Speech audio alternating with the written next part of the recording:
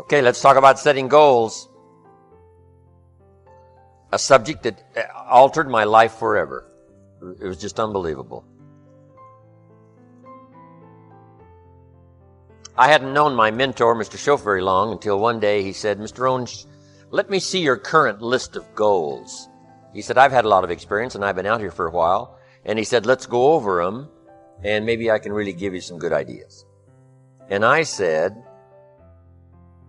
I don't have a list. He said,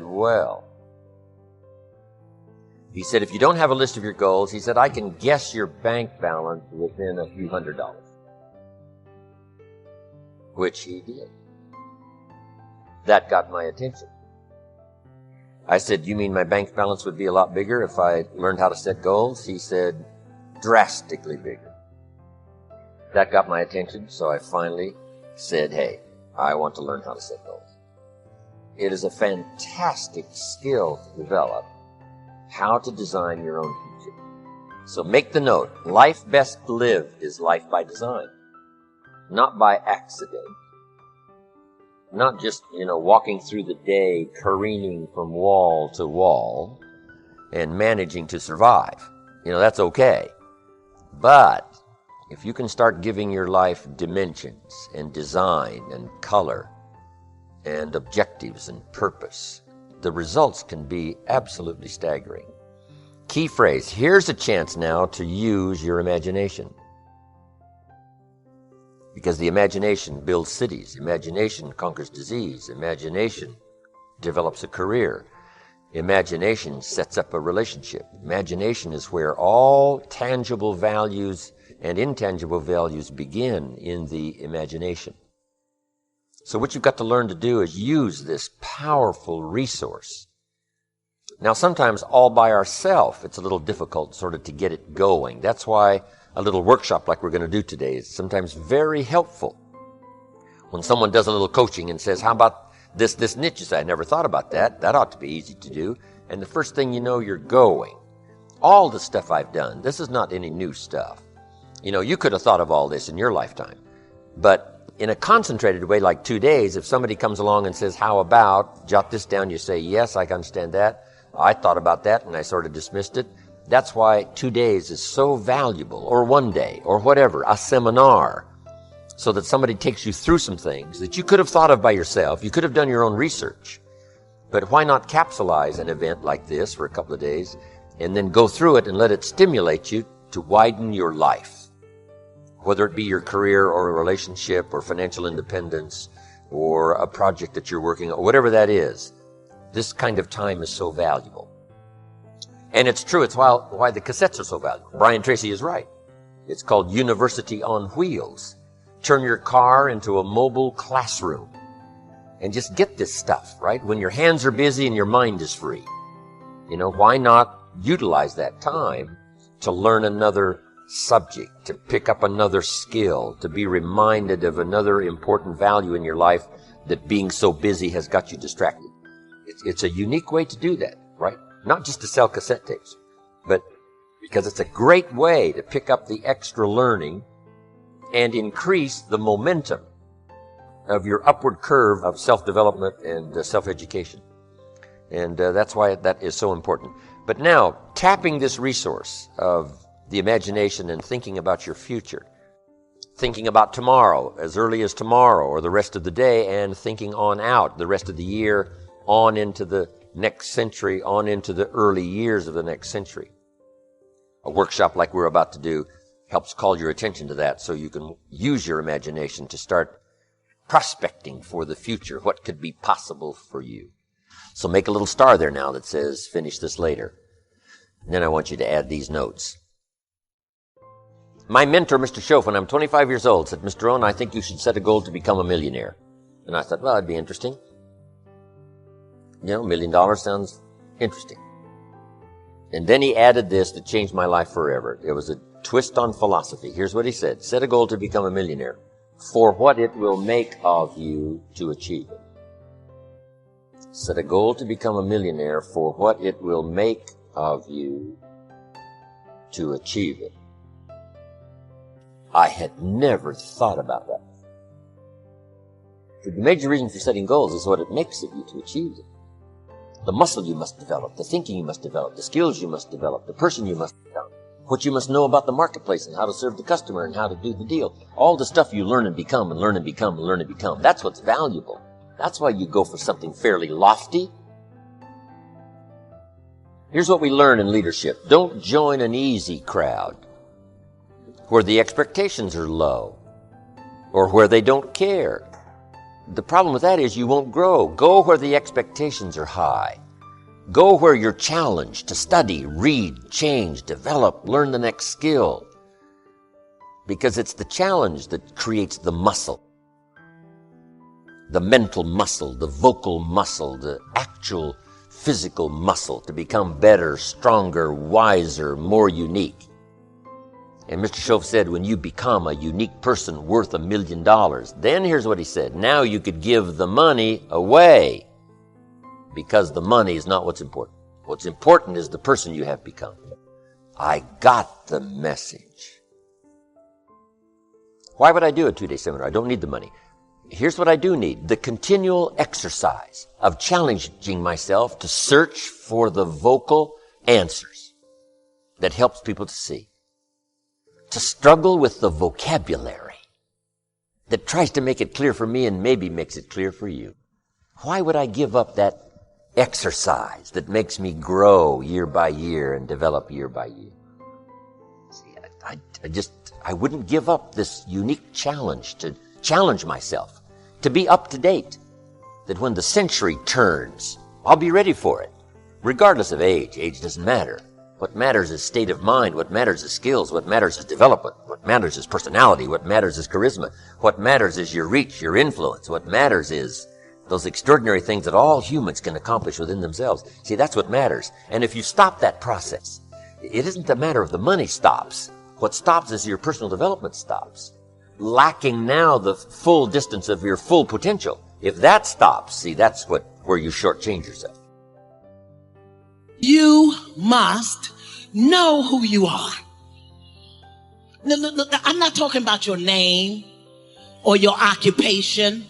I'm not talking about what people say about you on Facebook. I'm not talking about your PIN number. I'm talking about who you are at the core and the essence and the root of your being.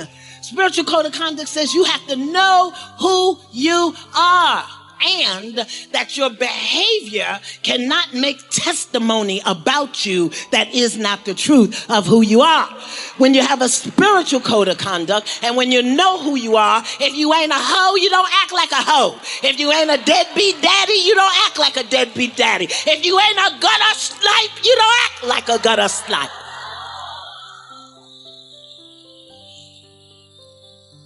Come on now. You know who you are from the inside to the outside. And your behavior is a demonstration of what you believe to be true about you. Spiritual code of conduct says know who you are when somebody calls you out your name in your face. So I started talking to other people, and I would ask them what they were doing. And I said, but is that your passion? And they would say, no. I said, then what's your real passion? And they would tell me what their real passion was. Then I said, well, then why aren't you doing what you really want to do? Oh, I can do it, but. And they would continue on. So this word, but just kept on coming up. And then it also has some friends like woulda and coulda and shoulda. And one day, I'm going to have my own business. Those people who talk about one day I'm going to. Some of y'all know some of those one day I'm going to people. Raise your hand. Some of you get up in the morning and look in the mirror at that person. I just tease, all right? So how is it that many times we block ourselves and we use these words almost like we're in a trance, like we're sleepwalking through life, that we find ways to cancel out our dreams? And I think that but is a dream killer.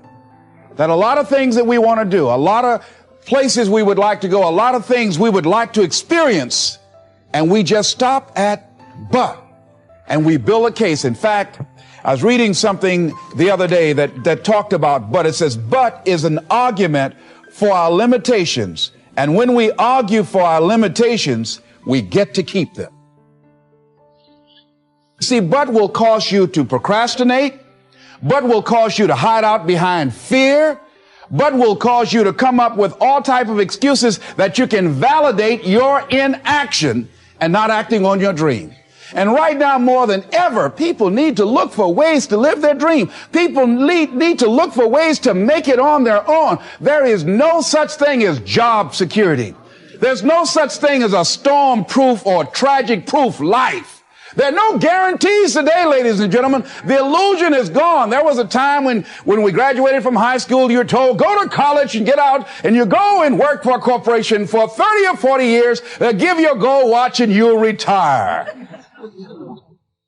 Special announcement, that day is gone. That day is gone, never to return again.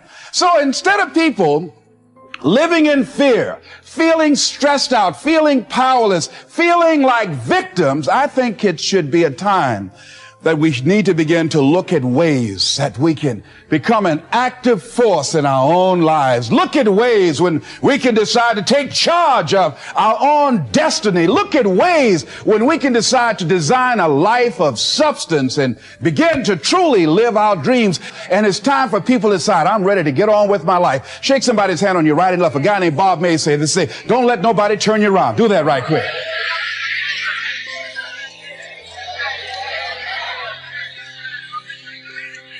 Now, you know, a lot of people say, I'm going to live my life one day when things get right. When I get all my bills paid. When I get my feet on the ground. I say, what have you been walking on? See, there are no problem-free moments. A guy named Dimples had a record one time called, If It Ain't One Thing, It's Another. And I say, if it ain't one thing, it's 12 others. Always something there to build a case on why you can't move on, why you can't grow to the next level, why you can't begin to manifest your greatness, why you can't begin to live life on your terms. Always something there to block you, to keep you where you are, and keep you from beginning to develop your true greatness. Always some fear. How do we handle it? And I'm saying that if you've been hiding out behind but, if you've been using the fact that you don't have enough money or you don't have the education, take it head on. Go get the education. I was saying to a guy the other day who was saying, I said, how old are you? He says, 47 years old. I said, your sister tell me that you can't read. He said, that's right. I said, why? Well, you know, I didn't go to school. I said, excuse me, how old are you? I'm 47. 47? Yes. And you can't read or write? Yes. Have you ever heard of adult school, adult education? Have you decided that you should learn how to read to begin to expand your world? Why are you using that as a racket? Why don't you decide now that you're going to expand your world? That if other people can learn, you could learn too. Well, it's hard for me. Have you been and sit in a class yet? Have you signed up yet? No, I haven't. See, a lot of people say no, ladies and gentlemen, to things, and they don't even know what they're saying no to. They haven't even challenged themselves. He hasn't even gone to sit into a class and say, teach me how to read. Instead, it's been easier for him to go through life, he thinks, trying to play a whole con game, pretending he knows how to do something that he doesn't know how to do. And you know what? Most of us go through life like that. Most of us go through life pretending that we're satisfied where we are, pretending that everything is okay, pretending that we don't have any special goals or ambitions or desires, when really deep down inside we do really want more. But if you look at our behavior, if you judge based upon what we do, that really will tell you some true stories about people, because you have to judge a tree by the fruit it bears, not the fruit that it talks about. See, a lot of people pretend that they want more out of life, but all you have to do is watch their actions. That will tell you something. So I used to pretend that I wanted to lose weight, but how could you tell I was pretending? Watch me when I have a piece of sweet potato pie. in terms of finding your purpose, that seems like it's the first step, is getting comfortable with yourself, understanding that. How do we take that next step towards finding that purpose? Yeah. So for me, I define it as your passion is for you, your purpose is for others. So your purpose is when you use your passion to serve others. That's the link. So for me, the focus actually first becomes, what's your passion? Like, what are you passionate about? What do you enjoy doing? And then the parts that's usually missed. So everyone hears follow your passion, find your passion. It's like a cliche. It's everywhere. The difference is get really good at it. Like, get so good at it. And everyone always misses that point. You can be as passionate as you want about tennis, but if you're not really good at tennis, no one's going to care. And no one's going to take note. And I think that's often missed, that not only do you need to find what you're passionate about, you need to turn it into an expertise, which is undeniable. And that requires the hard work. That requires the work ethic. That requires the early mornings. That requires the training in whatever field you want to be. And that's going to make you successful.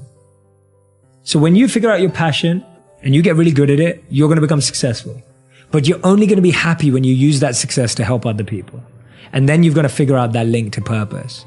So you're going to find your purpose. So when you realize, hey, I'm really good at this, I love it, I get a lot of happiness from doing it. When you start using that to make a difference in other people's lives in any way, it automatically switches into a purpose. So you don't need to find your purpose. It's just an automatic evolution of finding your passion and being really good at it.